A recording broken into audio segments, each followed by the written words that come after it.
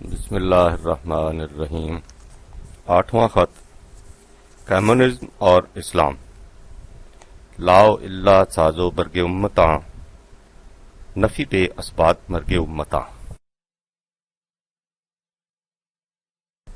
میں سلیم تمہیں ایک عرصہ سے کہتا چلا آ رہا تھا کہ ہم جس دور سے گزر رہے ہیں اس کی مختلف تحریکوں کے پس منظر نفسیاتی اسباب و علل اور سیاسی محرکات و معیدات سے آگاہی حاصل کرو، ورنہ مجھے اندیشہ ہے کہ لا علمی یا سطحی معلومات کی وجہ سے تم بھی اس طوفان میں بہہ جاؤ گے جس میں ہمارے ملک کا نوجوان طبقہ عام طور پر بہے چلا جا رہا ہے۔ چنانچہ یہی ہوا، لیکن چونکہ تمہاری فطرت سلیم ہے اس لیے تم نے پاؤں اکھڑنے سے پہلے آواز دے دی۔ اب مجھے امید ہے کہ تم سنبھل جاؤ گے، ورنہ میں دیکھ رہا ہوں کہ یہاں ہر ایک کے ساتھ یہی کچھ ہو رہا ہے۔ جس سے پوچھئے وہ کمیونزم کے متعلق اتنا ہی جانتا ہے کہ یہ ایک معاشی نظام کا نام ہے جس میں تمام لوگوں میں دولت کی تقسیم مساویانہ ہوتی ہے اور امیر و غریب، مزدور اور سرمایہ دار، ذمہ دار اور کاشتکار کا امتیاز مٹ جاتا ہے، جس سے سب خوشحال اور مرفوع الحال ہو جاتے ہیں۔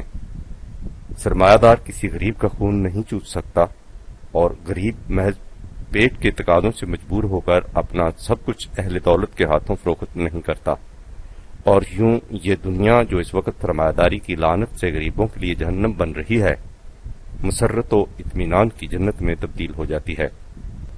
معاشی نظام کا یہ منظر ایسا خوش آئند ہے کہ ہر شخص رواں دواں اس کی طرف کھینچے چلا جاتا ہے اور نگاہ فریب جاذبیتیں اسے اتنی فرصت ہی نہیں دیتی کہ وہ اس کی اصل و حقیقت اور اس کے گرد و پیش پر ایک نظر ڈال سکے۔ حقیقت یہ ہے کہ سرمایہ داری کی لعنت نے فی الواقع جمہور کو اس قدر ستا رکھا ہے کہ ان بھوکوں، محتاجوں اور بے کسوں کو جہاں کہیں سے روٹی کا اشارہ ملتا ہے یہ اس کی طرف لپک کر جاتے ہیں، اور اس باب میں یہ سچے بھی ہیں۔ بھوکے میں اس کتاب ہی نہیں ہوتی کہ وہ اس کی تحقیق کرے کہ جو حلوہ اس کے سامنے پیش کیا جا رہا ہے اس میں کہیں زہر تو نہیں ملا رکھا۔ بھوک کی ایسی جان گسل شدت میں اس تمیز کا ہوش رکھنا کار ہر دیوانہ نیست، یہ اسی صورت میں ممکن ہے کہ انسان کے نزدیک جان سے بھی زیادہ عزیز کوئی اور متاع ہو۔ موجودہ معاشرہ میں ایسی متاع عزیز کی تلاش صحیح لا حاصل ہے کہ اس معاشرہ کی بنیاد ہی روٹی پر استوار ہے۔ اس لیے ہمارے دور کا بھوکا مجبور و معذور ہے کہ وہ روٹی کی آواز پر لبیک کہے۔ حقیقت یہ ہے کہ اس قسم کی تحریکوں کی کامیابی کا راز ان تحریکوں کے ذاتی جوہروں، انٹرنسک ویلیوز میں نہیں بلکہ ان حالات میں ہوتا ہے جو ہمارے دور کے ابلیسی نظام نے پیدا کر رکھے ہیں۔ اس نظام میں غربت اور فلاکت نے جس درجہ شدت اختیار کر رکھی ہے، اس کے پیش نظر اگر ہر غریب پیدائشی کمیونسٹ دکھائی دیتا ہے تو یہ کچھ تعجب انگیز نہیں۔ میں جانتا ہوں کہ اللہ نے تمہیں ایک دردمند دل عطا فرمایا ہے جو ہر مظلوم کی مصیبت میں تڑپ اٹھتا ہے، لہذا تمہارے لیے ان غریبوں کی ہمدردی کے جذبہ سے متاثر ہونا بھی مستبعد نہ تھا۔ بنابراً مجھے اس کے متعلق بھی کوئی شکایت نہیں۔ وہ بدبخت شقی القلب ہے جو غریبوں اور مفلسوں کی مظلومیت پر خون کے آنسو نہ بہائے اور ان کے دکھ کی دوا ڈھونڈنے میں دن اور رات کی تمیز روا رکھے۔ لیکن مجھے جس بات کا افسوس ہے وہ صرف یہ کہ تم نے اس تحریک کا صحیح مطالعہ نہیں کیا اور اپنی روش کے خلاف محض جذباتی طور پر اس کے متعلق رائے قائم کر لی کہ کمیونزم اور اسلام ایک ہی چیز ہے، اور اگر اسلام کچھ اور ہے تو ایسے اسلام کو دور ہی سے سلام ہے۔ تم نے شدت جذبات میں اس اصول کو بھی فراموش کر دیا کہ لا تقف ما لیس لک بہ علم، جس چیز کا تمہیں علم نہ ہو اس کے پیچھے مت لگو۔ تمہیں چاہیے تھا کہ پہلے اس کے متعلق پوری معلومات حاصل کرتے اور پھر رائے قائم کرتے۔ بہرحال جیسا کہ میں نے شروع میں لکھا ہے، یہ غنیمت ہے کہ تم نے عملی اقدام سے پہلے اس کے متعلق دریافت کر لینا ضروری سمجھا۔ یہی تمہاری فطرت سلیم کی شہادت ہے۔ کمیونزم معاشی نظام کا نام نہیں، یہ ایک پورا فلسفہ زندگی ہے جس کی بنیادوں پر اس معاشی نظام کی عمارت استوار ہوتی ہے۔ لہذا جب ہم کمیونزم کے متعلق گفتگو کریں گے تو ہمارے سامنے پورا فلسفہ حیات ہونا چاہیے، نہ صرف روس کا معاشی نظام۔ فلسفہ حیات کے معنی یہ ہیں کہ ہم زندگی کو کیا سمجھتے ہیں اور وہ کون سی اقدار ویلیوز ہیں جو ہمیں سب سے زیادہ عزیز ہیں۔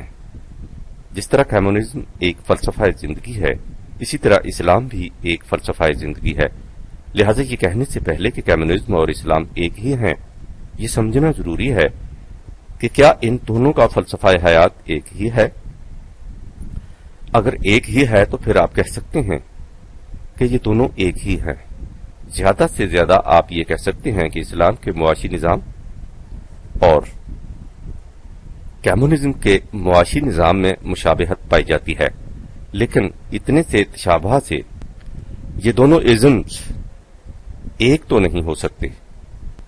یہ تو ایسے ہی ہے جیسے تم کہہ دو کہ ہندوستان کی حکومت نے امتناع شراب کا حکم دے دیا ہے، لہذا وہاں کی حکومت اسلامی حکومت ہے، یا یہ کہ مرزا ارشد کی شکل حمید ریحانی سے بہت ملتی ہے، اس لیے دونوں کی سیرت بھی ایک ہی ہے۔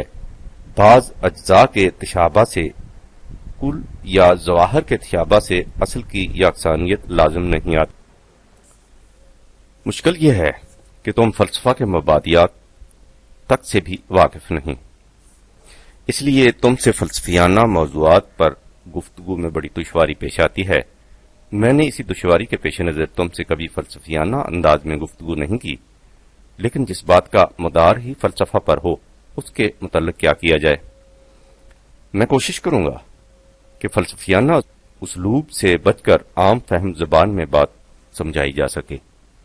کمیونزم کو مارکس کی طرف منسوب کیا جاتا ہے۔ مارکس ایک فلسفی تھا، لیکن اس کا فلسفہ متفرع تھا ہیگل کے فلسفہ پر۔ لہذا مارکس تک پہنچنے کے لیے ہیگل کے فلسفہ کے متعلق دو چار باتیں جاننا بہت ضروری ہیں۔ ہیگل کے فلسفہ کو عام طور پر اپوزٹس فلسفہ ازداد کہا جاتا ہے۔ وہ نہ صرف یہ کہتا ہے کہ دنیا میں ہر شے اپنی ضد سے قائم ہے، بلکہ یہ بھی کہ انسانیت نے جس قدر ترقی کی ہے وہ ازداد ہی کی جنگ و پیکار سے کی ہے، لیکن ان ازداد کا دائرہ صرف تصور اور فکر، آئیڈیاز اینڈ تھاٹس کی دنیا تک محدود ہے۔ محدود ہی نہیں بلکہ وہ اصل حقیقت صرف تصور کو مانتا ہے۔ وہ کہتا ہے کہ ایک تصور، آئیڈیا، جب ایک خاص حد تک پہنچ جاتا ہے تو اس میں سے اس کی ضد پیدا ہوتی ہے۔ ان دونوں کے تصادم سے ایک نئے تصور کی تخلیق ہوتی ہے جس سے پہلے تصور کی نفی ہو جاتی ہے۔ اس کے لیے وہ دلیل یہ لاتا ہے کہ ہر تصور محدود اور ناقص ہوتا ہے، اس نقص اور محدودیت کی وجہ سے وہ اپنی ضد پیدا کرتا ہے۔ یہ نیا تصور اپنے سے پہلے تصور کے ناقص پہلوؤں کا ابطال کرتا ہے، لیکن ان ناقص پہلوؤں کا کچھ نہ کچھ اثر اس کے اندر باقی رہتا ہے۔ یہ تصور وسعت اختیار کر لیتا ہے اور پھر اپنی انتہا تک پہنچ کر ایک نئے تصور کی تخلیق کرتا ہے جو اس کی ضد ہوتا ہے، اور یہ سلسلہ اس طرح سے جاری رہتا ہے۔ ہیگل اس عمل کا نام جدلی عمل، ڈائلیکٹیکل پروسیس قرار دیتا ہے۔ وہ کہتا ہے کہ یہ جدلی عمل زندگی کی عین فطرت ہے، ایک مخفی قوت ہے جو انسان کو بار بار اس پر آمادہ کرتی رہتی ہے کہ وہ پرانے تصورات کی جگہ نئے تصورات پیدا کرتا رہے جو پہلے تصورات کی نقیض یا ضد ہوں۔ اس مخفی قوت کو ہیگل ورلڈ سپرٹ، روح عالم کہہ کر پکارتا ہے۔ یہ روح عالم ایسا کیوں کرتی ہے؟ اس کے متعلق ہیگل کہتا ہے کہ اس سے اس روح کو خود اپنی ذات کی تکمیل مقصود ہوتی ہے۔ تم سلیم کہو گے کہ یہ لفظوں کا گورکھ دھندا کیا ہے، لیکن تم ذرا غور سے دیکھو گے تو تمہیں نظر آ جائے گا کہ اس لفظی گورکھ دھندے کی بنیاد پر زندگی کی پوری عمارت قائم کر دی گئی ہے۔ ہیگل کے نظریہ کا ماحصل یہ ٹھہرا کہ دنیا میں کوئی قدر ویلیو مستقل طور پر اپنا وجود نہیں رکھتی. ہر قدر میں نقص موجود ہوتا ہے. وہ تغیرات کی دنیا میں چکر کاٹتی ہے اور اس کے بعد ایک نئی قدر پیدا کرتی ہے جو اس کی ضد ہوتی ہے. یہ نئی قدر بھی اپنی ذات میں مکمل یا مستقل نہیں ہوتی بلکہ ایک اور قدر کا پیش خیمہ ہوتی ہے. یہ سلسلہ تخریب و تعمیر ایک مخفی قوت کی تحریک پر قائم ہے اور اس سے مقصد یہ ہے کہ وہ مخفی قوت اپنی ذات کی تکمیل کر لے. کائنات میں مادہ کو کوئی اہمیت حاصل نہیں، اس کی بنیاد تصورات آئیڈیاز پر قائم ہے. اس سے نتیجہ کیا نکلا؟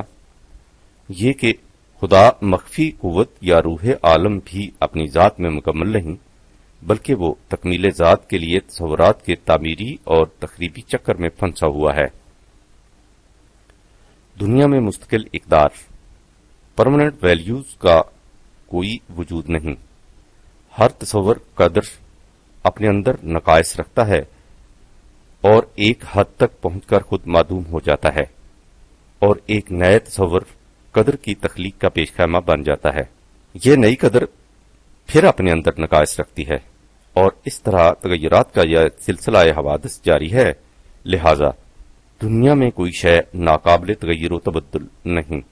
دنیا میں جنگوں پیکار صرف تصورات کی ہوتی ہے، مادیت کا اس میں کوئی دخل نہیں ہوتا. لہذا یا تو مادہ اپنا وجود ہی نہیں رکھتا اور اگر وہ وجود رکھتا ہے تو روح سے یکسر الگ شے ہے. ان دونوں میں باہمی امتزاج ناممکن ہے. تم کہو گے کہ ان چیزوں کو کمیونزم سے کیا واسطہ، اور یہ اس لیے کہ جیسا کہ میں نے پہلے کہا ہے تم نے کمیونزم کو فقط روس کا معاشی نظام سمجھ رکھا ہے. بہرحال ہیگل کے فلسفہ کے اصولوں کو سامنے رکھ کر آگے بڑھو. کارل مارکس سن 1818 عیسوی تا سن 1883 ہیگل کے فلسفہ کا متبع تھا، لیکن 4 ہی قدم آگے چل کر اس نے ہیگل سے ایسا اختلاف کیا کہ ہیگل کا سارا فلسفہ اس کے ہاتھوں تہس نہس ہو گیا. اس نے ہیگل سے اس باب میں اتفاق کیا کہ تاریخ جنگ ازداد کی داستان ضرور ہے، لیکن یہ ازداد تصورات آئیڈیاز میں نہیں ہوتا، نظام ہائے زندگی سوشل آرڈرز میں ہوتا ہے. ایک نظام قائم ہوتا ہے جب وہ اپنے عروج کی انتہا تک پہنچ جاتا ہے تو اس کے اندر سے بعض مخالف قوتیں وجود کوش ہوتی ہیں. یہ مخالف قوتیں اس نظام کو تباہ کر کے اس کی جگہ ایک جدید نظام مسلط کر دیتی ہیں جو پہلے نظام کی ضد ہوتا ہے، اور یہ جنگ اسی طرح آگے بڑھتی چلی جاتی ہے. تم نے سلیم غور کیا کہ مارکس کی اس موافقت میں کتنے بڑے اختلاف کا پہلو نمایاں ہے. ہیگل نے کہا تھا کہ ایک تصور آئیڈیا کی جگہ دوسرا تصور لے لیتا ہے، اور یہ جنگ ازداد تصورات آئیڈیاز کی جنگ ہوتی ہے. مارکس جنگ ازداد کا تو قائل ہے، لیکن وہ کہتا ہے کہ یہ جنگ تصورات کی نہیں، مختلف نظام عالم کی ہوتی ہے. ہیگل کے نزدیک انقلاب انسانوں کی تصوراتی داخلی دنیا میں رونما ہوتا ہے. مارکس کے نزدیک داخلی دنیا کا کوئی وجود ہی نہیں. وہ کہتا ہے کہ یہ تمام انقلاب انسان کی خارجی دنیا میں رونما ہوتے ہیں اور انسانی تصورات آئیڈیاز ان ہی خارجی انقلابات کے پیدا کردہ ہوتے ہیں. یعنی ہیگل کے نزدیک کائنات کی بنیاد تصور آئیڈیا پر ہے، لیکن مارکس کے نزدیک اس کی بنیاد خالص مادہ میٹر پر ہے. ہیگل کے فلسفہ کی روح سے انسان کا خارجی ماحول اس کے تصور و فکر کی تبدیلی سے بدلتا ہے. مارکس کے فلسفہ کی روح سے انسانی فکر و تصور اس کی مادی دنیا کے تغیرات کے مطابق بدلتے ہیں. باللفاظ دیگر مارکس نے ہیگل کے جدلی تصور ڈائی الیکٹیکل آئیڈیلزم سے جدلی طریق ڈائلیکٹک پروسیس کو تو لے لیا، لیکن اس کی تصوریت آئیڈیلزم کو چھوڑ دیا اور اس کی جگہ خالص مادیت کو دے دی. اس لیے مارکس کے فلسفہ کو جدلی مادیت ڈائی الیکٹیکل میٹیریلزم کہتے ہیں. ہیگل کے نزدیک اس جنگ ازداد کی محرک روح عالم یا روح مطلق ایبسولوٹ اسپرٹ تھی، اگرچہ وہ روح نامکمل تھی اور اس نے اس تمام سلسلہ جنگ و پیکار کو اپنی تکمیل ذات کے لیے قائم کر رکھا تھا، لیکن مارکس نے کہا کہ یہ مطلقیت ایبسولوٹزم انسان کو حاصل ہے، انسان کے ماورا کوئی قوت نہیں۔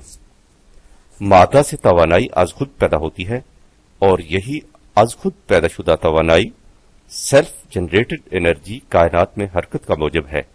یہ ہے مارکس کے فلسفہ کی بنیاد، یعنی خالص مادیت، میٹیریلزم۔ مادیت کا لفظ تو تم دن میں سینکڑوں بار سنتے ہوگے، لیکن مجھے یقینی طور پر معلوم نہیں کہ تم اس کے مفہوم سے بھی واقف ہو یا نہیں۔ میں نے ایک دفعہ تمہیں ہیکل کی کتاب ریڈل آف دی یونیورس بھیجی تھی، خدا معلوم اسے تم نے پڑھ لیا تھا یا وہ بھی ناولوں کے ساتھ کباڑیوں کے ہاں چلی گئی، یا باورچی نے چولہے کی نظر کر دی۔ اگر تم نے اسے پڑھا تھا تو تم نے دیکھا ہوگا کہ ہیگل کائنات میں 7 معمے بتاتا ہے: مبدأ حیات، ربط اشیاء فطرت، مبدأ فکر و لسان، انسانی اختیار و ارادہ، ماہیت مادہ و توانائی، مبدأ حرکت اور مبدأ شعور۔ ہیگل کے نزدیک یہ 7 معمے 2 بنیادی اصولوں کے ماتحت حل ہو سکتے ہیں۔ اول یہ کہ مادہ اور قوت غیر متبدل ہیں، اور دوم یہ کہ کائنات میں عمل ارتقاء جاری ہے، جس سے مفہوم یہ ہے کہ غیر شعور و غیر ذی حیات مادہ میٹر سے ارتقائی طور پر زندگی، لائف اور شعور پیدا ہو جاتا ہے۔ چلیے کائنات کے معمے کا حل دریافت ہو گیا۔ اتنی سی بات تھی جسے افسانہ کر دیا۔ یہ سلیم مادیت یعنی مادہ از خود موجود ہو گیا، اور پھر عمل ارتقاء سے اس میں زندگی، حرکت، ارادہ، شعور سب کچھ پیدا ہو گیا۔ جب تک ان اجزاء میں ربط باہمی قائم ہے، جس کا نتیجہ زندگی اور شعور ہے، انسان زندہ ہے اور باشعور۔ جب یہ اجزاء پریشان ہو جاتے ہیں تو زندگی اور شعور ختم ہو جاتا ہے اور انسان مٹ جاتا ہے۔ جہاں تک فلسفہ مادیت کا تعلق ہے، مارکس پر ایک اور فلاسفر کا بھی اثر تھا، اس کا نام تھا، یہ ہیگل کا شاگرد تھا اور عیسائیت کا بنیادی دشمن۔ عیسائیت کی تخریب کے لیے اس نے فلسفہ مادیت کی عام ترویج کی۔ اس کی کتاب ایسنس آف کرسچینٹی اس کے مذہب کی بائبل ہے، اور وہ اس میں لکھتا ہے کہ فطرت کے ماورا کسی شے کا وجود نہیں۔ مذہب جن مافوق الفطرت ہستیوں اور طاقتوں کا ذکر کرتا ہے وہ ذہنی انسانی کی تخلیق ہیں۔ لہذا مارکس کے نزدیک سب سے سخت تنقید مذہب کی تنقید ہے، اس لیے کہ مذہب انسانوں کے لیے افیون کا حکم رکھتا ہے۔ وہ کہتا ہے کہ مذہب انسانی ذہن کی پیداوار ہے، انسان مذہب کی پیداوار نہیں۔ مذہب سے وہی انسان وابستہ رہ سکتا ہے جو یا ابھی تک اپنے مقام انسانیت سے بے خبر ہے یا جس نے اس مقام کو پا کر پھر سے اسے کھو دیا ہے۔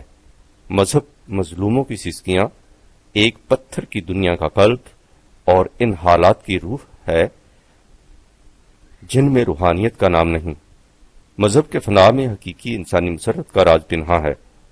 اخلاقیات، مذہب، مابعدت طبیعت اور دیگر تمام تصورات سب کے سب حقیقی آزادی کے دشمن ہیں۔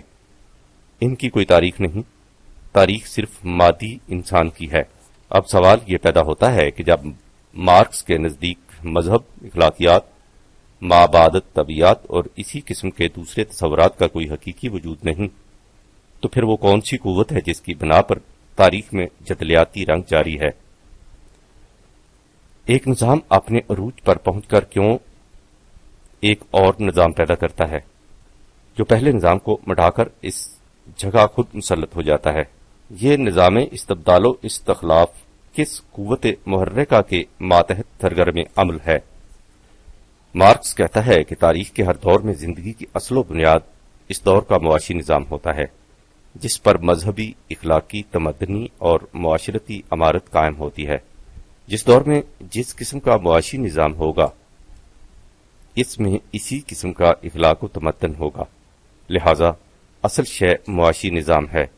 تاریخ کے میدان میں کوئی جنگ تصورات، آئیڈیاز کے اختلاف سے نہیں لڑی جاتی، بلکہ معاشی نظام کے اختلاف سے لڑی جاتی ہے۔ حتیٰ کہ انسان کی اخلاقی اقدار، مورل ویلیوز معاشی نظام کے ساتھ بدلتی رہتی ہیں۔ ایک معاشی نظام ایک وقت تک کار فرما رہتا ہے، پھر آفرینش، دولت کے طریقے، میتھڈ آف پروڈکشن بدل جانے سے اس نظام کی بنیادیں متزلزل ہو جاتی ہیں۔ اس کے بعد ایک جدید نظام ظہور پذیر ہو جاتا ہے، اور اس جدید نظام معیشت، اکنامک سسٹم کے ساتھ ہی سوسائٹی کی تمام اقدار، ویلیوز بدل جاتی ہیں۔ کبھی معاشی نظام کی بنیاد غلامی، سلیوری پر تھی۔ اس دور میں اطاعت، فرمانبرداری، فروتنی، انکساری، ایک گال پر تمانچہ کھا کر دوسرا گال آگے کر دینا اخلاقی اقدار تھی۔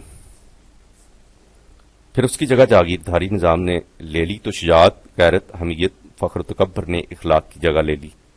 اب سرمایہ داری، کیپٹلزم کا دور دورہ ہے تو جھوٹ، فریب، مصلحت کوشی، نفع بینی، خود غرضی ہی وہ اقدار ہیں جن کا بازار میں چلن ہے۔ میکیاولی کی طرح مارکس بھی یہی کہتا ہے کہ نیکی وہ ہے جو پیداوار کی فراوانی میں مدد دے، اور برائی وہ جو اس کی وسعتوں کی راہ میں حائل ہو۔ پھر وہ کہتا ہے کہ ایک معاشی نظام کے عروج کے وقت اس کے مختلف طبقات میں باہمی نفرت کھلی ہوئی مبازرت کی شکل اختیار کر لیتی ہے۔ یہ تصادم اس نظام کی تخریب کا باعث اور ایک نظام جدید کی تخلیق کا موجب بنتا ہے۔ ساری تاریخ ان ہی طبقاتی تصادم، کلاس سٹرگلز کی آئینہ دار ہے۔ جس طرح کتے ہڈی پر لڑتے ہیں، اسی طرح انسان ہمیشہ روٹی کی خاطر لڑتا رہا ہے۔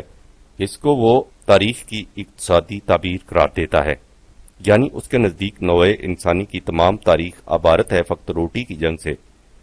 چنانچہ وہ اجتماعی منشور کمیونسٹ مینیفیسٹو کے پہلے صفحہ پر لکھتا ہے، انسان نے اس وقت تک جتنے معاشرے قائم کیے ہیں ان سب کی تاریخ طبقاتی نزاع کی تاریخ ہے۔ غلام اور آقا، امراء و جمہور، سرمایہ دار اور مزدور ہمیشہ ایک دوسرے کے مخالف اور باہم بسرے پیکار رہے ہیں۔ یہ لڑائی صدیوں سے یوں ہی مسلسل جاری ہے۔ کبھی اس کی آگ دھیمی پڑ جاتی ہے اور مخفی طور پر اندر ہی اندر سلگتی رہتی ہے، اور کبھی اس کے شعلے بھڑک اٹھتے ہیں۔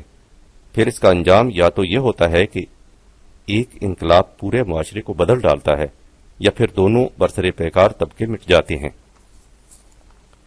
سوال یہ پیدا ہوتا ہے کہ معاشی نظام کی یہ جدلیت، تصادم و تزاحم پیدا کیوں ہوتی ہے؟ کیوں ایک نظام کی جگہ دوسرا نظام لے لیتا ہے؟ مارکس اس کے جواب میں کہتا ہے کہ یہ چیز تاریخی مقتضیات، ہسٹوریکل نیسیسٹی میں سے ہے، یعنی اس تبدیلی کے لیے کوئی خاص مقصد محرک نہیں ہوتا۔ مادی کائنات کی ہر شے ایک اندھی فطرت کے تابع چل رہی ہے۔ اسی طرح تاریخ کے تقاضے بھی اندھے ہیں۔ ان ہی تقاضوں میں سے یہ بھی ہے کہ ایک معاشی نظام دوسرے سے ٹکرائے اور دوسرا نظام اس کی جگہ لے لے۔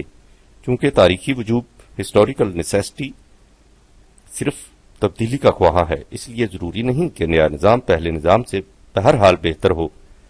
تاریخی وجوب صرف یہ چاہتا ہے کہ پہلا نظام بدل جائے اور اس کی جگہ ایک اور نظام لے لے۔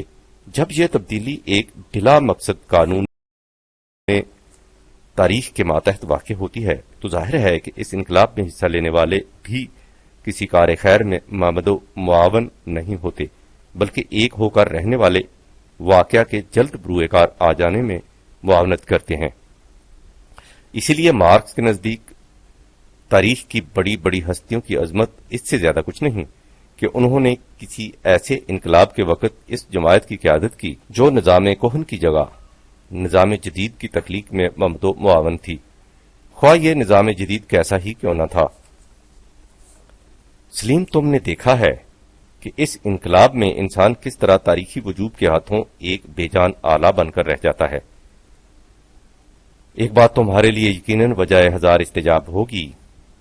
عام طور پر سمجھا یہ جاتا ہے کہ مغرب نے خدا کا انکار اس لیے کیا ہے کہ خدا پر ایمان لانے سے اسے خدا کے احکام کی اطاعت کرنی پڑتی تھی، جس سے انسانی ارادہ و اختیار سلب ہو جاتا تھا۔ لہذا دہریت یا مادہ پرستی انسانی اختیار و ارادہ کو حدود فراموش قرار دیتی ہے، اور اس کا یہ دعویٰ ہے کہ خدا کے انکار سے انسانی عظمت کی بلندی ہوتی ہے، کیونکہ اس طرح وہ اپنی دنیا کا آپ مالک و مختار قرار پاتا ہے۔ لیکن تم حیران ہوگے کہ یورپ کی مادہ پرستی انسان کو صاحب اختیار و ارادہ کی بجائے مجبور محض بنا دیتی ہے۔ بظاہر یہ چیز متضاد سی نظر آئے گی، لیکن حقیقت بالکل یہی ہے۔ ڈاروین کے نظریہ کی روح سے کائنات میں ارتقاء کا سلسلہ جاری ہے، اور انسان عمل ارتقاء کی ایک کڑی ہے۔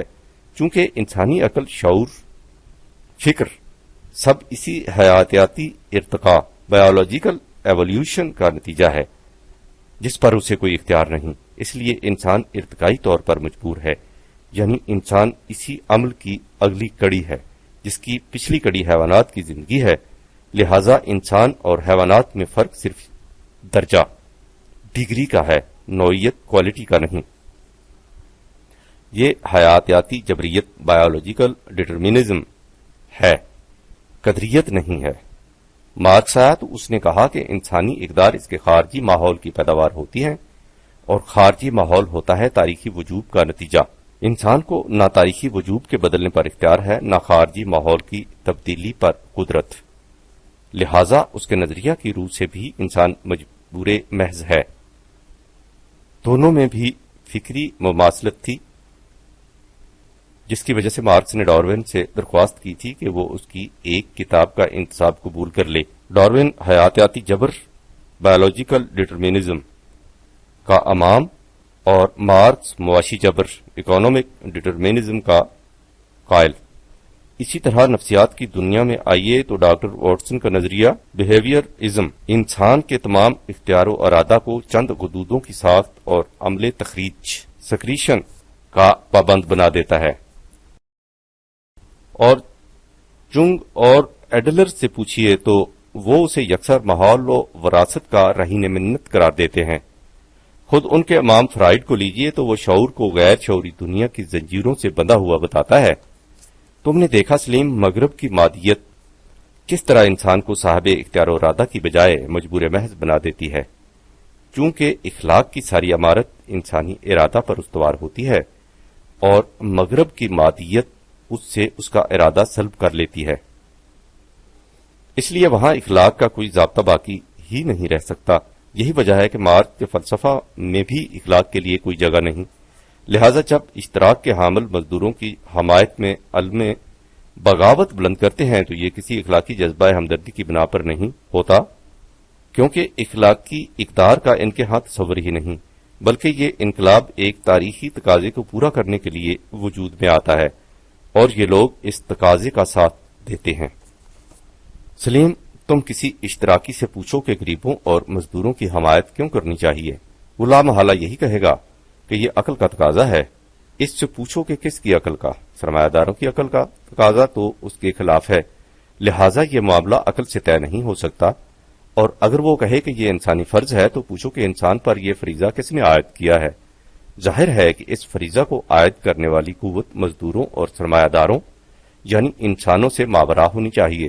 اشتراکی فلسفہ کسی ایسی قوت کا قائل ہی نہیں، لے دے کہ وہ یہ کہے گا کہ یہ تاریخی اقتضاء ہے، تو یہ سوائے اعتراف عجز کے اور کچھ نہیں۔ یعنی جب ایسا کیوں ہونا چاہیے کا کوئی جواب نہیں پاتے تو اس کے لیے کوئی مبہم سا نام رکھ لیتے ہیں اور مطمئن ہو جاتے ہیں کہ وجہ دریافت کر لی ہے۔ ڈاروین کی اندھی فطرت اور مارکس کا تاریخی وجوب سب نام ہیں، وہی نام جن کے متعلق قرآن نے کہا تھا کہ اسماء سمیتموہا انتم و آباؤکم، یہ صرف نام ہیں جو تم نے اور تمہارے آباء و اجداد نے رکھ چھوڑے ہیں۔ کتنی بڑی حقیقت ہے جسے سلیم قرآن نے چند الفاظ میں بیان کر دیا ہے۔ سلیم، کہیں تم اکتا تو نہیں گئے؟ ہر چند میں نے کوشش کی ہے کہ بات فلسفیانہ نہج و اسلوب سے ہٹ کر عام انداز میں کی جائے، لیکن فلسفہ کی بیوسط بوریت اپنا اثر بہرحال قائم رکھتی ہے۔ بات چونکہ ذرا پھیل گئی ہے، اس لیے قطع شدہ منزل پر نگاہ بازگشت ڈال لینا ضروری ہے۔ مارکس کے فلسفہ کا ماحصل یہ ہے کہ خدا کا تصور ذہنی انسانی کا پیدا کرتا ہے، لہذا مذہب بہت بڑا فریب ہے۔ انسانی زندگی کا بنیادی مسئلہ معاشی ہے۔ جب ایک معاشی نظام اپنے عروج کو پہنچ جاتا ہے تو اس کے اندر سے ایک دوسرا نظام پیدا ہو جاتا ہے جو اس نظام کہن کی ضد ہوتا ہے۔ ہر معاشی نظام میں طبقات کی نزاع لا ینفک ہوتی ہے۔ ساری تاریخ ان ہی طبقاتی نزاعات کی داستان ہے۔ معاشی نظام کے پیدا کردہ ماحول سے انسانی ذہن متاثر ہوتا ہے، اس لیے اس کے افکار و تصورات اور اخلاق و عقائد سب اسی ماحول کے پیدا کردہ ہوتے ہیں۔ چونکہ معاشی نظام اور اس کے ساتھ خارجی ماحول بدلنے والی چیزیں ہیں، اس لیے افکار و تصورات اور اخلاق و عقائد کی دنیا میں کوئی مستقل قدر نہیں۔ نیکی وہ جو دولت کی پیداوار میں فراوانی کا موجب ہو، اور برائی وہ جو اس راہ میں رکاوٹ پیدا کرے۔ یہ سب سلسلہ تغیر و تبدل ایک مبہم نظریہ کے ماتحت واقع ہوتا ہے جسے تاریخی وجوب کہتے ہیں۔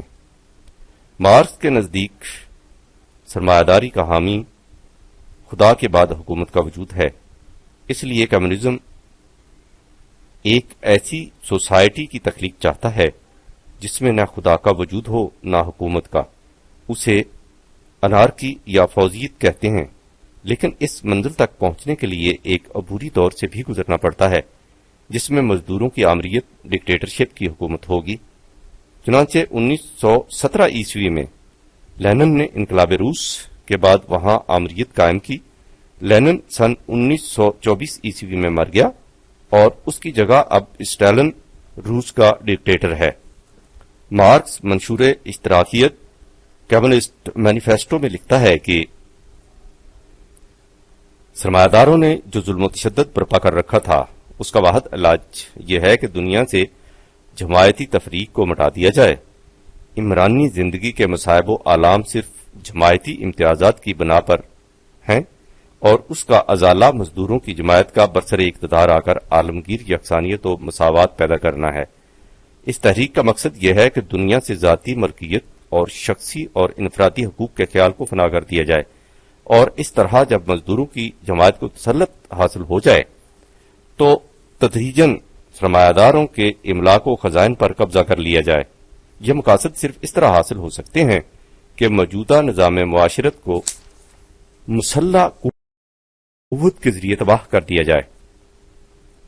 لینن لکھتا ہے کہ سرمایہ داری کی غیر مرئی قوتوں نے انسانی ذہن میں ایک ڈر کی صورت پیدا کر دی ہے جس سے ایک حاکم اعلیٰ کے تخیل کی بنیاد پڑی۔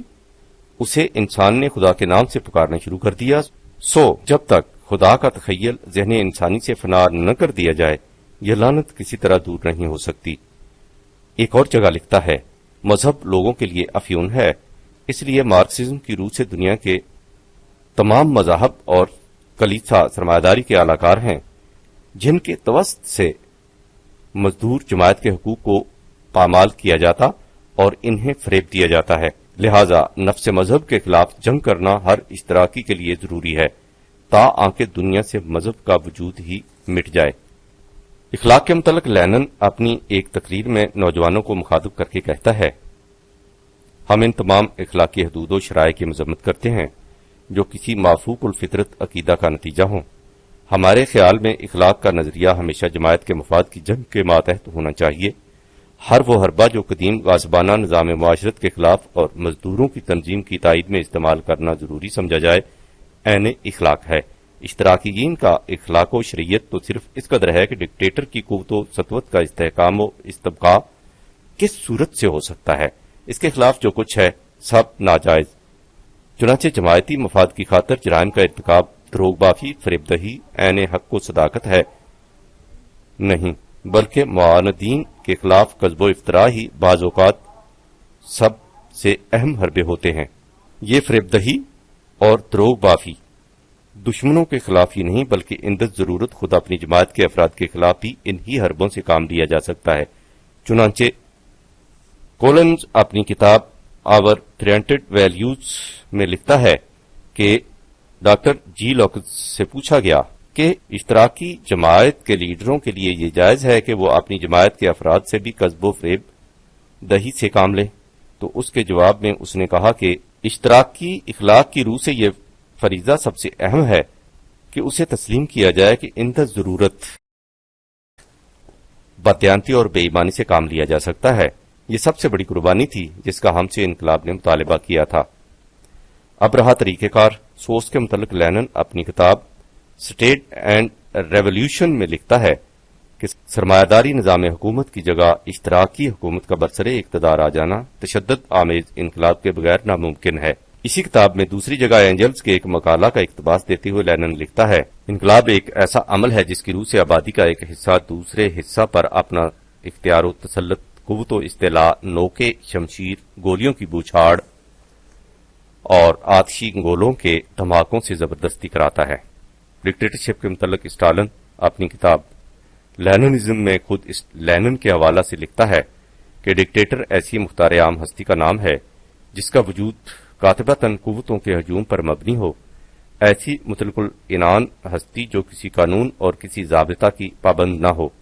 آئینی نظام حکومت کے علمبردار سن لیں اور خوب غور سے سن لیں کہ ڈکٹیٹرشپ کے معنی ہے قوت غیر محدود اور قاہرہ قوت جو جبر و اکراہ پر مبنی ہو اور جسے آئین و دستور اور قانون و شریعت سے کچھ سروکار نہ ہو۔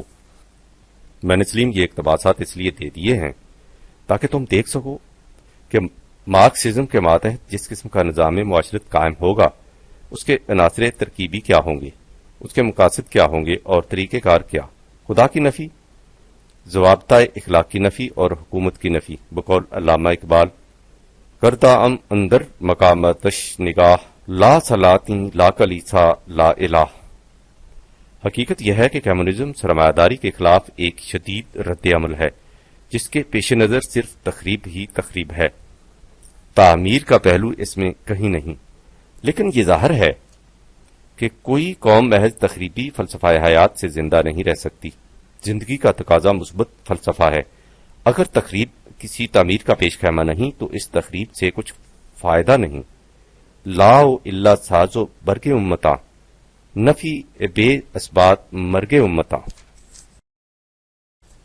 یہ ہے سلیم مختصر الفاظ میں کمیونزم، یعنی وہ فلسفہ زندگی جو ہیگل کے فلسفہ اجداد سے شروع ہوا، پھر مارکس نے اس کی بنیاد خالص مادیت پر رکھی اور روس میں لینن اور اسٹالن کے ہاتھوں اس نے ایک عملی نظام کی صورت اختیار کی۔ اب اس کے اجزائے ترکیبی یوں قرار پائے کہ خدا کا تصور سرمایہ داری قوتوں کا پیدا کرتا ہے، اس لیے سب سے پہلے ذہن انسان کو اس ڈر سے نجات دلانی چاہیے۔ ضوابط اخلاق نظام سرمایہ داری کے قائم کرتا ہے، اس لیے انہیں توڑنا ضروری ہے۔ انسانی زندگی کا بنیادی مسئلہ معاش کا ہے۔ افکار و تصورات اور اخلاق و شرائط سب اس کے تابع رہنے چاہیے۔ جب ایک معاشی نظام اپنے عروج کو پہنچ جاتا ہے تو اس کے اندر سے ایک دوسرا نظام پیدا ہو جاتا ہے جو اس پہلے نظام کی ضد ہوتا ہے۔ یہ سلسلہ تغیر و تبدل تاریخی اقتضاء کے تحت از خود رونما ہوتا رہتا ہے۔ جماعتی نزاع ہر معاشی نظام میں لا ینفک ہوتی ہے اور حکومت ان افراد پر مشتمل جن کے ذاتی مفاد نظام سرمایہ داری سے منسلک ہوتے ہیں۔ لہذا نظام جدید میں جماعتی تفریق کو مٹا دیا جائے گا اور خدا کے تصور کے ساتھ ساتھ حکومت کے وجود کو بھی ختم کر دیا جائے گا۔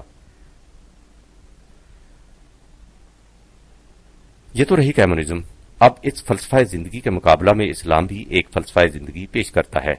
یہ دیکھنے کے لیے کمیونزم اور اسلام میں کیا فرق ہے، اسلام کے فلسفہ زندگی کو سامنے رکھنا ضروری ہے۔ اسے ایک مرتبہ پھر سمجھ لو سلیم کہ میں اس وقت صرف فلسفہ زندگی سے بحث کر رہا ہوں، اسلام کے احکام و ارکان سے بحث نہیں کر رہا۔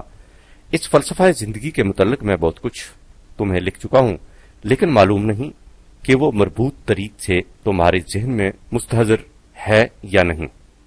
اس لیے مختصر الفاظ میں اس فلسفہ زندگی کی اہم شیکوں کو دوہرا دینا ضروری سمجھتا ہوں۔ ذرا غور سے سنو کہ یہ باتیں بڑی اہم ہیں، اور جب تک تم انہیں سینے کی آنکھوں سے نہیں پڑھو گے اور دل کے کانوں سے نہیں سنو گے اصل حقیقت تک نہیں پہنچ سکو گے۔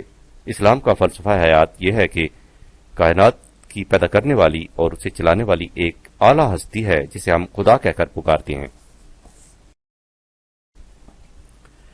کسی شے کو مخلوق اس وقت کہتے ہیں جب وہ محسوس و مشہود پیکر میں جلوہ گر ہو جاتی ہے۔ اس سے قبل اس کا تعلق عالم امر سے ہوتا ہے۔ مادہ میں حیران تغیرات رونما ہوتے رہتے ہیں، لیکن عالم امر تغیرات سے ماورا ہے۔ عالم امر سے جو کچھ متعلق ہوگا وہی مستقل ہوگا۔ مستقل کو حق کہتے ہیں، یعنی جو اپنی جگہ پر اٹل ہو۔ خدا حق ہے اور اس کا امر بھی حق۔ خدا نے کائنات کو ایک مقصد کے ساتھ پیدا کیا ہے، لہذا کائنات کے تغیرات و حوادث یوں ہی اتفاقی اور ہنگامی طور پر رونما نہیں ہوتے، بلکہ ایک ہدایت ڈائریکشن کے تحت ہوتے ہیں۔ یہ ہدایت عالم امر ہی سے مل سکتی ہے، کیونکہ وہی تغیرات سے ماورا ہے۔ اس ہدایت کے تحت سلسلہ کائنات اپنے مقصد متعینہ کی طرف رواں دواں چلا جا رہا ہے۔ اس لیے کائنات کی تخلیق بالحق ہوئی ہے۔ کائنات کی ہر شے بلا چون و چراں اس ہدایت کے مطابق سرگرم عمل ہے، لیکن انسان کو اختیار و ارادہ دیا گیا ہے۔ یہ اختیار و ارادہ مادی ارتقاء کا نتیجہ نہیں، کیونکہ مادہ مجبور ہے اور جو خود مجبور ہو وہ اختیار پیدا نہیں کر سکتا۔ یہ اختیار و ارادہ اور حیات و شعون الہیہ کی ایک چھان ایسپیکٹ ہے جسے انسان کے مادی پیکر میں پھونک دیا گیا ہے۔ یہ انسانی انا سیلف ہے۔ یاد رکھیے، انسانی انا یا ذات خدا کی عطا کرتا ہے، نہ یہ مادہ کی پیدا کرتا ہے اور نہ ہی خود خدا ہے۔ یہ انا تمام انسانوں میں قدر مشترک ہے۔ اسی اشتراک سے انسانی اشتراک کی بنیاد پڑتی ہے، یعنی مساوات انسانی۔ انسان کو بھی اسی عالم امر سے ہدایت ڈائریکشن ملتی ہے، جہاں سے کائنات کی دیگر اشیاء کو ہدایت مل رہی ہے۔ اسی ہدایت کو وہی کہا جاتا ہے۔ وہی مستقل اقدار پرماننٹ ویلیوز متعین کرتی ہے اور ان ہی اقدار کا نام اصول دین ہے۔ انسان سے کہا گیا ہے کہ وہ زندگی کے ہر شعبے اور دنیا کے ہر گوشے میں ان مستقل اقدار کے مطابق کام کرے۔ انسانی فکر اور عمل جس قدر ان مستقل اقدار سے ہم آہنگی اختیار کرتا جائے گا، اسی قدر اس کے انا میں شان استحکام پیدا ہوتا جائے گا۔ اسے تعمیر سیرت یا استحکام خودی کہا جاتا ہے۔ کائنات کی کوئی شے انفرادی طور پر کوئی نتیجہ نہیں پیدا کر سکتی۔ اس کے لیے ضروری ہے کہ مختلف عوامل میں باہمی تعاون و تناصر ہو۔ اسی ربط باہمی سے تمام سلسلہ کائنات قائم ہے۔ یہی اصول انسانی زندگی میں بھی کار فرما ہے۔ اس لیے اس مقصد عظیم کے لیے جس کی طرف اوپر اشارہ کیا جا چکا ہے، انسانوں کو باہمی تعاون و تناصر سے کام لینا ہوگا۔ اسے تواسی بالحق اور تواسی بے صبر کہا گیا ہے۔ اس ربط باہمی سے سوسائٹی جماعت کا وجود قائم ہوتا ہے۔ ایک ربط صرف کوآپریٹو سسٹم کا ہوتا ہے، یہ اتحاد ہے۔ اسلام اس سے آگے لے جاتا ہے اور اتحاد کی بجائے ائتلاف کی تعلیم دیتا ہے، یعنی ایسا ربط جیسے درخت کے بیچ مٹی، پانی اور ہوا کا ربط ہوتا ہے کہ ان سب کے ائتلاف سے ہر ایک کے جوہر پوشیدہ کی نشو و نما ہوتی ہے اور ان کا نتیجہ ایک سرسبز و شاداب درخت کی صورت میں سامنے آ جاتا ہے۔ اس جماعت کا کام یہ ہے کہ پہلے اپنی زندگی کو مستقل اقدار کے تابع رکھے اور پھر ان مستقل اقدار کو عالمگیر حیثیت سے تمام نوع انسانی تک پھیلائے۔ اسے امر بالمعروف اور نہی عن المنکر کہتے ہیں۔ چونکہ دنیا میں ایسے لوگ، جماعتیں اور قومیں موجود ہیں جو مستقل اقدار کے نفاذ پذیر ہو جانے میں اپنے ان ذاتی منافع و مصالح کا نقصان محسوس کرتے ہیں جو انہوں نے غاصبانہ طور پر حاصل کر رکھے ہیں، اس لیے وہ اس نظام کی مخالفت کرتے ہیں۔ اس مخالفت کی روک تھام قوت کے بغیر ناممکن ہے، لہذا اس جماعت کے لیے جس کا فریضہ امر بالمعروف اور نہی عن المنکر ہے، قوت کا ہونا لا ینفک ہے۔ اس نظام یا قوت کو نظام حکومت کہتے ہیں۔ اس نظام اور انسانی خودغرضیوں پر مبنی غاصبانہ نظام ہائے معاشرت میں تصادم ضروری ہے۔ اسی کا نام خیر و شر کی جنگ ہے، حق و باطل کی لڑائی ہے، تاریخ اسی تصادم کی داستان کا نام ہے۔ نمرود و ابراہیم، فرعون و موسیٰ، بولہب و محمد صلی اللہ علیہ وسلم اسی تصادم کے مظاہر ہیں۔ مستقل اقدار کے تابع قائم شدہ نظام زندگی کا فطری نتیجہ ربوبیت اور عدل ہے۔ ربوبیت کے معنی ہے آغاز سے اختتام تک کی تمام منازل میں سامان پرورش کی فراہمی، اور عدل سے مفہوم یہ ہے کہ ہر فرد کی فطری صلاحیتوں کے مکمل طور پر ابھرنے اور نشو و نما حاصل کرنے کے یکساں مواقع مہیا کرنا۔ اصل معاشرہ میں عدل کے ساتھ احسان بھی ہوتا ہے۔ احسان حسن سے ہے، اور حسن کے متعلق تم جانتے ہی ہو کہ یہ توازن، پروپورشن کا دوسرا نام ہے۔ لہذا احسان سے مفہوم ہے معاشرہ میں توازن کا قیام۔ اگر کسی ایک فرد یا گروہ میں ہنگامی حوادث سے کسی چیز یا کسی صلاحیت میں کمی آ گئی ہے تو باہمی ترتیب، ایڈجسٹمنٹ سے اس کمی کا اس طرح پورا کرنا کہ نظام معاشرہ میں توازن قائم ہو جائے۔ توازن کے بگڑنے کا نام فساد ہے، اور قرآن فساد کو طاغوتی نظام کا نتیجہ قرار دیتا ہے۔ ڈارون کے نظریہ کی روح سے دنیا میں جو اصلاح دی فٹیسٹ نہیں، اسے زندہ رہنے کا حق نہیں، لیکن اس نظام عدل و احسان میں جو دی فٹیسٹ نہیں، اسے دی فٹیسٹ بنایا جائے گا۔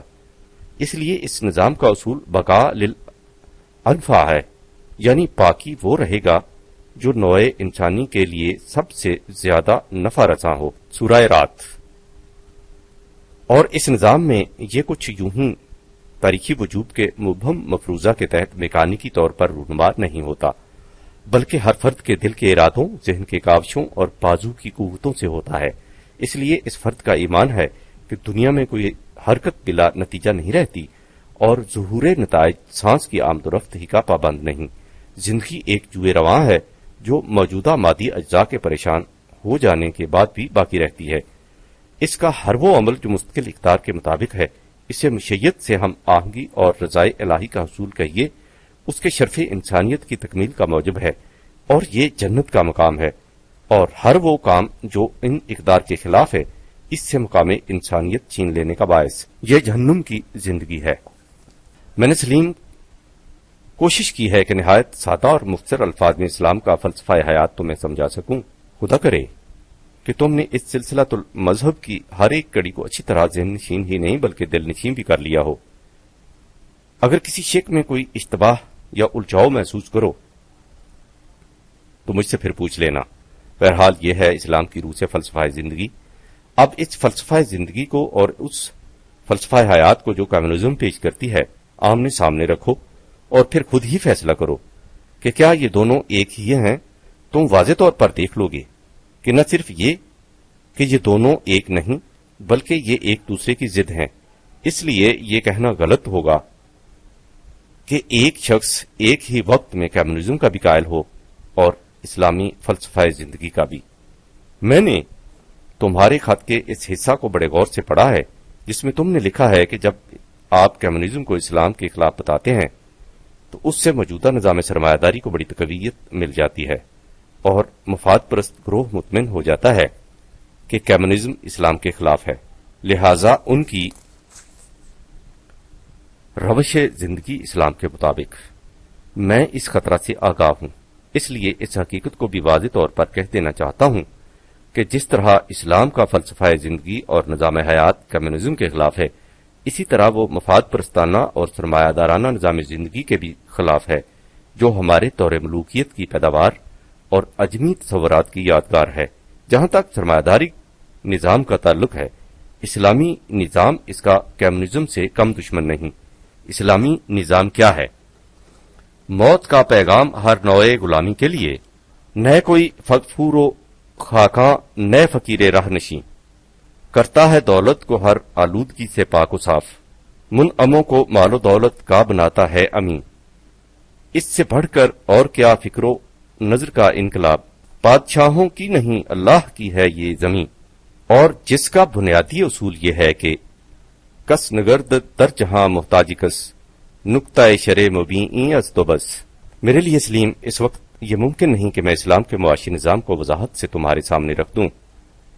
اس وقت میں صرف اتنا بتا سکوں گا کہ اسلام نظام سرمایہ داری کا سب سے بڑا دشمن ہے اور اپنے نظام کے اندر آنے والے ہر فرد کی ضروریات زندگی کا کفیل سرمایہ داری کی لعنت کی ابتدا ذمہ داری سے ہوتی ہے، یعنی ایک شخص 10,000 ایکڑ اراضی کا مالک ہے، غریب کاشتکار سال بھر محنت کرتا ہے اور اس کی محنت کا ماحصل ذمہ دار کی جیب میں چلا جاتا ہے۔ جہاں تک سلیم میری قرآنی بصیرت میری رہنمائی کرتی ہے، میں دیکھتا ہوں کہ قرآن زمین پر انفرادی ملکیت کی اجازت نہیں دیتا۔ زمین کو وہ ملت اسلامیہ نظام حکومت قرآنیہ کی تحویل میں رکھتا ہے جو اس کی پیداوار کو افراد معاشرہ کی ضروریات کے مطابق تقسیم کرتی رہتی ہے۔ زمین ہی نہیں بلکہ رزق کے جس قدر سرچشمے قدرت کی طرف سے عطا ہوئے ہیں وہ ان سب کو ہر ضرورت مند کے لیے یکساں طور پر کھلا رکھتا ہے۔ سورہ حامیم سجدہ میں دیکھو جہاں ارشاد ہے کہ اللہ نے زمین کی سطح پر پہاڑ پیدا کیے اور اس میں ایسی چیزیں پیدا کیں جو موجب برکات ہیں، اور اس میں 4 فصلوں میں خوراک کے سامان کا اندازہ متعین کیا، ان سب کے دروازے ہر ضرورت مند کے لیے یکساں طور پر کھلے ہیں۔ قرآن کے متعلق میں کئی مرتبہ بتا چکا ہوں کہ وہ اصول بیان کرتا ہے جن کی جزیات ہر دور میں اپنے زمانہ کے مطابق متعین کی جا سکتی ہیں۔ ہمارا زمانہ صنعت و حرفت انڈسٹریز کا ہے، اس لیے جو اصول ذمہ داری کے متعلق ہے وہی کارخانوں پر بھی نافذ ہوگا۔ اصل شے تو دولت جمع کرنا ہے، جس کے متعلق ارشاد ہے کس قدر بدبختی ہے اس کے لیے جو دولت جمع کرتا ہے اور پھر اسے گنتا رہتا ہے کہ اس میں کس قدر اضافہ ہوا۔ کیا سمجھتا ہے کہ یہ دولت اسے حیات جاوید عطا کر دے گی؟ کبھی نہیں، بلکہ یہ تو اسے ایک ایسے ٹکڑے ٹکڑے کر دینے والے جہنم کی طرف لے جائے گی جس کی آگ کے شعلے دلوں کو لپیٹ لیتے ہیں۔ 104/2-6۔ دوسری جگہ ہے جو لوگ چاندی اور سونے کے دفینے جمع کر رکھتے ہیں اور اسے ربوبیت عامہ کے لیے کھلا نہیں رکھتے، انہیں ایک دردناک عذاب کی بشارت دیجیے جس دن ان سکوں کو آگ میں تپایا جائے گا اور کہا جائے گا کہ ہاں یہ ہے وہ دولت جسے تم نے اپنے لیے روک رکھا تھا، سو اب اس کا مزہ چکھو۔ 9/34-35۔ اس اقتناز سے صرف یہ مفہوم نہیں کہ روپوں کو گھروں کے اندر دفینے کی شکل میں نہ رکھا جائے، بلکہ یہ کہ دولت کو ایسے نہ رکھا جائے کہ وہ پیداوار کا ذریعہ نہ بن سکے، اور دولت کی پیداوار سے مراد روپے پر منافع نہیں، کیونکہ اسے ربا کہا جاتا ہے، اور ربا میں ہر وہ آمدنی آ جاتی ہے جس میں کسی کی محنت کو دخل نہ ہو۔ اب رہی روپے کی گردش، سو اس کے متعلق واضح طور پر فرما دیا کہ دولت کی گردش اس طریق پر نہیں ہونی چاہیے کہ وہ امراء کے طبقہ میں ہی پھرتی رہے۔ 59/7۔ سرمایہ داری کا بڑا مدار انفرادی کاروبار، پرائیویٹ انٹرپرائز پر ہے، یعنی ایک شخص جس قدر کاروبار کرے اس کا ماحصل آمدنی روپیہ سب اس کی ملکیت ہوتا ہے۔ لیکن ذرا سوچو سلیم کہ قرآنی نظام میں فالتو روپے کی کہیں گنجائش بھی ہوتی ہے؟ غور کرو کہ زمین میں انفرادی ملکیت ہو نہیں سکتی، اس لیے کوئی شخص زمین خرید نہیں سکتا۔ جائیداد بہرحال زمین پر تعمیر ہوگی۔ جب زمین ہی نہیں خریدی جا سکے گی تو اس پر جائیداد کیسے بن سکے گی؟ لہذا سکنی مکان سے زائد مکان بنوانے کی بھی گنجائش نہیں ہوگی۔ بلا ضرورت کہیں روپیہ خرچ نہیں کیا جا سکے گا، اسے تبذیر کہتے ہیں، نہ ہی ضرورت سے زائد اسے اسراف کہتے ہیں۔ نہ ہی روپیہ جمع رکھا جا سکے گا اور نہ ہی اسے اوپر ہی اوپر گردش دیا جا سکے گا۔ اب سوچو سلیم کہ اس نظام میں فالتو روپے کی گنجائش کہاں ہوگی؟ وہ تو وبال جان بن جائے گا، اس کے رکھنے کے لیے کہیں جگہ ہی نہ ہوگی۔ اس لیے قرآن میں ہے کہ تم سے پوچھتے ہیں کہ کس قدر روپیہ مفاد عامہ کے لیے رکھنا ہوگا، ان سے کہہ دیجیے کہ کل العفو، وہ سب کا سب جو ضرورت سے زائد ہو۔ اس روپے کو ربوبیت عامہ یعنی افراد نوع انسانی کی مضمر صلاحیتوں کو نشو و نما دینے کے لیے صرف کیا جائے گا۔ یہ اس نظام کی بنیادی ذمہ داری ہوگی۔ اگر یہ اس ذمہ داری کو پورا کرے گا تو اسے حق حاصل ہوگا کہ افراد معاشرہ سے خدا کے قانون کی اطاعت کرائے۔ اگر یہ ذمہ داری پوری نہیں کرے گا تو اسے حکم دینے کا حق حاصل نہیں ہوگا۔ یہ ہے سلیم موٹے موٹے اصول جن کی روشنی میں ہم اپنے زمانہ کے تقاضوں کے مطابق ایک واضح معاشی نظام وضع کر سکتے ہیں۔ اس نظام کی تمام جزیات میرے پیش نظر ہیں، لیکن ان کے بیان کرنے کی نہ یہاں گنجائش ہے نہ ضرورت، اور پھر اس اصل عظیم کو کبھی نہ بھولیے کہ یہ معاشی نظام اسلامی سوسائٹی کے ہمہ گیر نظام کا ایک ٹکڑا ہے۔ وہ ہمہ گیر نظام انسان کو تماما اپنے احاطہ میں لیے ہوئے ہے، اس لیے اس معاشی نظام کو بھی اس ہمہ گیر نظام سے الگ کر کے نہیں دیکھا جا سکتا۔ اس کے برعکس کمیونزم کے نزدیک انسانی زندگی کا سارا مسئلہ روٹی کا مسئلہ ہے، لیکن اس سے تو تم بھی متفق ہوگے سلیم کہ اسے محض روٹی کا مسئلہ قرار دے دیا جائے، یہ تو حیوانی زندگی ہوگی نہ کہ انسانی ہے۔ حقیقت یہ ہے کہ جب انسان کو محض مادہ کی تخلیق قرار دے دیا جائے تو پھر زندگی کا مفہوم خوردونوش کے سوا اور کچھ نہیں رہ جاتا۔ اس لیے اگر مارکس کی نگاہ اس سے آگے نہ جا سکی تو اس کا قصور نہیں، لیکن اسلام جو انسانی ذات کو روح خداوندی کا پرتو قرار دیتا ہے، وہ اس کی زندگی کو محض آب و گل کی چار دیواری میں کس طرح محبوس کر سکتا ہے؟ سچ پوچھو تو روٹی کے مسئلہ کا جو حل کمیونزم پیش کرتا ہے وہ جیل خانہ میں پورے طور پر موجود ہوتا ہے۔ وہاں ہر قیدی کو وہ کام دے دیا جاتا ہے جو اس کے لیے داروغہ مقرر کرے، اور پھر تمام قیدیوں کو یکساں طور پر روٹی دے دی جاتی ہے۔ اس مقام پر تم کہہ دو گے کہ سوسائٹی میں ایسے حالات بھی تو پیدا ہو جایا کرتے ہیں کہ لوگ محض بھوک سے تنگ آ کر جیل خانے چلے جاتے ہیں کہ وہاں کام لیا جائے گا تو ساتھ روٹی تو مل جائے گی۔ یہ درست ہے، اور کمیونزم پھیلتی ہی وہاں ہے جہاں نظام معاشرت ایسا ہو جائے کہ کام کرنے والوں کو بھی کم از کم ضروریات زندگی کے پورا کرنے کے لیے پیسہ نہ مل سکے۔ جب کسی معاشرہ میں ایسے حالات پیدا ہو جائیں تو پھر وہاں کمیونزم کو کون روک سکتا ہے؟ لیکن ایسا کیوں ہوتا ہے؟ غیر فطری نظام ایسے حالات پیدا کرتا ہے جس میں انسان محض روٹی کی خاطر سب کچھ قبول کرنے پر آمادہ ہو جاتا ہے، اور کمیونزم اس کا فائدہ اٹھاتا ہے۔ لیکن سلیم کمیونزم خود ایک غیر فطری فلسفہ زندگی ہے، اور ظاہر ہے کہ ایک غیر فطری نظام کی تباہ کاریوں کا حل دوسرا غیر فطری نظام نہیں کر سکتا۔ غیر فطری نظام کا حل صرف کائناتی نظام کر سکتا ہے جسے ہم اسلام کہہ کر پکارتے ہیں۔ لہذا ہر سلیم الطبع انسان کی کوشش یہ ہونی چاہیے کہ ہمارے موجودہ غیر فطری نظام ہائے زندگی کی جگہ، جس میں مسلم اور غیر مسلم کی کوئی تمیز نہیں، کائناتی نظام مسلط ہو جائے۔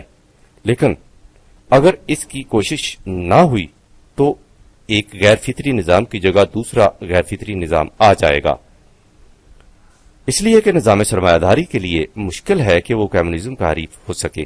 لیکن اسلام روٹی کے اس مسئلہ کا حل بھی نہایت حسن و خوبی سے کرتا ہے، جو کمیونزم کے معاشی نظام کا نصب العین ہے، اور اس کے بعد انسان کی شرف انسانیت کی تکمیل کا سامان بھی مہیا کرتا ہے، جو کمیونزم کے پیش نظر ہو ہی نہیں سکتا۔ اس اعتبار سے اسلام اور کمیونزم ایک نہیں، بلکہ اسلام کمیونزم کے معاشی نصب العین کو اپنی آغوش میں لے کر کمیونزم سے بہت آگے بڑھ جاتا ہے۔ اسلام اور کمیونزم کو ایک سمجھنا بنیادی غلطی ہے۔ نہ کمیونزم اسلام ہے اور نہ ہی وہ اس کے مقابل ٹھہر سکتا ہے۔ سلیم، یہ خط بہت لمبا ہو گیا ہے، اس لیے اس گوشے کے باقی تضمنات کے لیے دوسرے خط کا انتظار کرو۔ وسلام، جولائی سن 1949۔